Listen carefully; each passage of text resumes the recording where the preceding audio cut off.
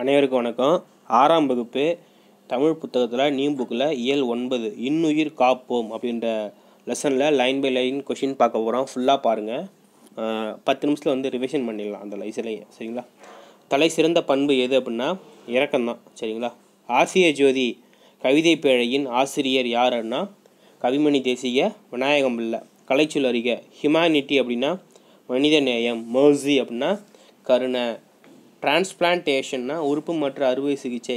Nobel prize அப்படின்னா Nobel பரிசு. Lorry அப்படின்னா சரக்குந்து. இதில் டிஎன்பிசியில் கேட்ட கொஷின்ஸ் இதெல்லாம். உலக உயிர்கள் எல்லாம் துன்பம் ஏற்று இன்புற்று வாழ வேண்டும்னு விரும்பினது யார் அப்படின்னா புத்தர். அரச வாழ்வை துறந்து நள்ளிரவில் அரண்மனையை விட்டு வந்தவர் யார் அப்படின்னா புத்தர் பிரான், அவரே தான். யாருடைய ஏகத்துக்கு ஆடுகள் கொண்டு செல்லப்படுகின்றன? பிம்பிசார மன்னனின் யாகத்துக்கு. நின்றவர் கண்டு நடுங்கினரே ஐயன் நேரிலே நிற்கவும் அஞ்சினாரே. பாடல் வரிகளை எழுதுனது யார் அப்படின்னா கவிமணி தேசிக விநாயகனார். போதலெல்லாம் தன்னை நரகம் அது ஆக்கிவிடும், புத்தியை விட்டு பிழையும் ஐயா என்ற வரிகள் இடம்பெற்றுள்ள நூல் எதுனா ஆசிய ஜோதி. 1000 பாவங்கள் செய்தவெல்லாம் ஏழை ஆற்றின் தலையோடு அகன்றிடுமே. அந்த வரியை எழுதுனது யாருன்னா கவிமணி தேசிக விநாயகனார். யாரும் விரும்புவது இன்னுயிராம், அவர் என்றுமே காப்பதும் அன்னதேயாம் அப்படின்னு பாடினது கவிமணி தேசிக விநாயகனார். சொல்லும் பொருளும் தருக. அஞ்சினர் அப்படின்னா பயந்தனர். கருணைனா இரக்கம். வீழும்னா விழும். ஆகாதுன்னா முடியாது. பார்னா உலகம். நீல் நிலம் அப்படின்னா பரந்த உலகம். முற்றும் அப்படின்னா முழுவதும். மாறினா மழை. கும்மி அப்படின்னா வயிறு. பூதலாம் அப்படின்னா பூமி. இறந்த உடலுக்கு உயிர் கொடுத்து எழுப்புனது எது அப்படின்னா மன்னனாலும் முடியாத செயல். இது மன்னராலே முடியாது, செத்துப்போன உடலுக்கு உயிர் கொடுப்பது. நல்ல மனம் கொண்டு இருப்பவரால் மட்டுமே பரந்த இவ்வுலக முழுமையையும் இரக்கத்தால் செய்ய முடியும். சரியா தவறானா சரி. எல்லா உயிர்கள் மீதும் இரக்கம் கொள்பவரே யாரு? நேர்மையான வாழ்வு வாழ்பவர். கவிமணி தேசிய விநாயகர் எந்த நூற்றாண்டில் வாழ்ந்தார்? 20ஆம் நூற்றாண்டு. கவிமணி தேசிய விநாயகனார் எத்தனை ஆண்டுகள் பள்ளி ஆசிரியராக பணியாற்றியிருக்காரு? 36 வருஷம். சரிங்களா? ஆசிய ஜோதி ஆங்கில மொழியில் டேஷ் என்பவர் எழுதிய டேஷ் என்னும் நூலை தழுவி எழுதப்பட்டது. எட்வின் அர்னால்டு என்பவர் எழுதிய லைட் ஆஃப் ஆசியா. புத்தர் இருக்கார்ல, அவருடைய வரலாற்றை கூறும் நூல் தான் ஆசிய ஜோதி. நேர்மையான வாழ்பவை வாழ்பவர் யார்? எல்லா உயிர்களுக்கும் இரக்கம் கொள்பவர். ஒருவர் செய்யக்கூடாதது எது அப்படின்னா தீவினை, அதாவது தீய வினை செய்யவே கூடாது. எளிதாகும் பிரித்து எழுதுனா எளிது கூட்டல் ஆகும். பாலை எல்லாம் பிரித்து எழுதுனா பாலை கூட்டல் எல்லாம். இனிமை கூட்டல் உயிர் சேர்த்துனா இன்னுயிர். சரியா?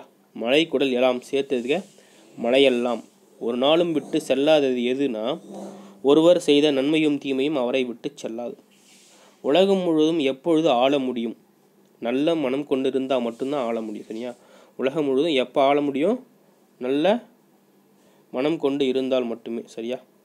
எல்லா உயிர்களுக்கும் அன்பு செலுத்துதல் என்பது மனித நேயம். எல்லா உயிர்களுக்கும் அன்பு செலுத்துதல் என்பது மனித நேயம். தம் பொருளை கவர்ந்தவரிடமும் டேஷ் காட்டியவர் அன்பு காட்டியவர் தான் வள்ளலாறு. அன்னை தெரசாவிற்கு டேஷ்கான நோபல் பரிசு கிடைச்சிது. அமைதி. அன்னை தெரசாவிற்கு அமைதிக்கான நோபல் பரிசு கிடைத்தது. கைலாஷ் சத்தியத்தை தொடங்கிய இயக்கம் டேஷ் குழந்தைகளை பாதுகாப்பும். கைலாஷ் சத்தியாத்தி தொடங்கிய இயக்கம் குழந்தைகளை பாதுகாக்கும். வாழ்க்கை என்பது நீ சாகும் வரை அல்ல, மற்றவர் மனதில் நீ வாழும் வரை அப்படின்னு சொன்னது யாரு? அன்னை தெரசா.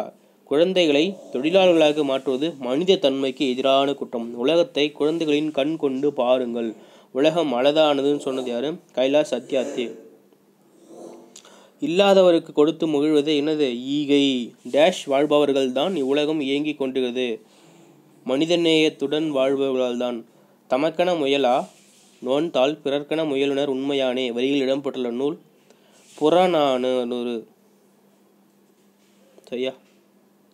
2 கடுக்கன்களையும் எடுப்பதற்கு ஏதுவாக திரும்பி படுத்தவர் யார்? வள்ளலார். மக்களின் பசிப்பிணியை கண்டு உள்ளம் வாடியவர் யார்? வள்ளலார். பசித்தோருக்கு உணவு வழங்கும் வள்ளலாரின் மனித செயல் எங்கு நடைபெற்று கொண்டிருக்கிறது? வடலூர். வாடிய பயிரை கண்டபோதெல்லாம் வாடினேன்னு பாடினது யாரு? வள்ளலார். வடலூரில் சத்திய தர்மசாலையை நிறுவியவர் யார்? வள்ளலார்.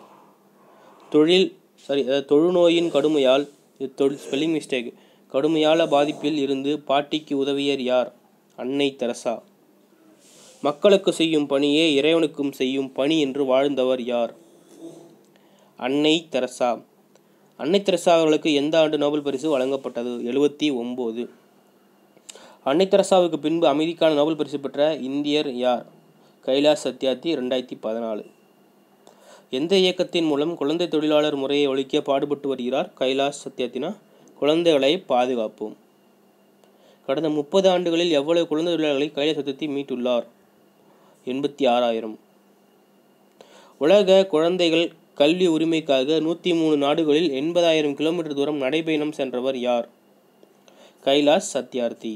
பசிப்புனி போக்கியவர் யார்? வள்ளலார். பொன்னையும் பொருளையும் வாரி வழங்குவது மட்டும் வள்ளல் தன்மை அன்று.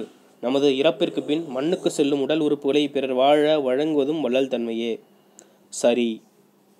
மனித நேயத்தின் மகத்தான சாதனையாக தன் மகனின் துடிக்கும் இதயத்தை தானமாக தந்தவர்கள் யார்? அசோகன் புஷ்பாஞ்சலி. சிறுமிக்கு பொருத்தப்பட்ட இதயத்திற்கு அந்த இளைஞனின் பெயர் என்ன? ஹிதேந்திரன். அணி என்பதன் பொருள் என்ன? அழகு. கவிஞர் தமது கருத்தை சுவையோடு சொல்வதற்கு உதவுவது இயல்பு நவிர்சு அணி. இயல்போடு வரும்போது கருத்தை சுவையோடு சொல்வதற்கு உதவுவது இயல்பு நவிர்சு அணி. மருந்தை தேனில் கலந்து கொடுப்பது போல் கருத்துக்களை சுவைபட கூறுவது இயல்பு நவிர்சு அணி. ஒரு பொருளின் இயல்பை உள்ளபடி அழகுடன் கூறுவது இயல்பு நவிர்சு அணி. தன்மை அவிர்சு அணி என்று எதனை கூறுவார் அப்படின்னா உயர்வு நவிர்சி அணி. சரியா? தப்பா சொல்லிட்டேன். தன்மை நவிர்சி அணி என்ற இயல்பு நவிர்சி அணி. தோட்டத்தில் மேயுது வெள்ளப்பசு அங்கே துள்ளி குதிக்குது கன்று குட்டி. இதில் என்ன அணி இருக்கு? இயல்பா சொல்லியிருக்காங்க இயல்பு நவிர்சி அணி. நாவால் நக்குது வெள்ளைப்பசு பாலை நன்றாய் குடிக்குது கன்று குற்றி. பயின்றுந்துள்ள அணி என்னது? உயர்வு நவிர்சி அணி. சாரிங்க, தப்பா சொல்லிட்டேன். நாவால் நக்குது வெள்ளப்பசு நன்றாய் குடிக்குது கன்றுக்குட்டி. இது இயல்பு நவிர்சி அணி. ஒரு பொருளின் இயல்பை மிகைப்படுத்தி கூறினா மட்டும்தான் உயர்வு நவிர்சி அணி. குளிர் நீரில் குளித்தால் கூந்தல் அடிக்கும் என்று வெந்நீரில் குளித்தால் மேலே கருக்கும் என்று பயின்று வந்துள்ள அணி உயர்வு நவிர்சி அணி. இதே மாதிரி நம்ம சேனலில் 6th 10th வரைக்கும் வீடியோ போட்டிருக்கோம். ஒவ்வொரு லெசனுக்கும் லைன் பை லைன் கொஷின் போட்டிருக்கோம். மிஸ் பண்ணிடாதீங்க, யூஸ் பண்ணிக்கோங்க. சரிங்களா? All the best.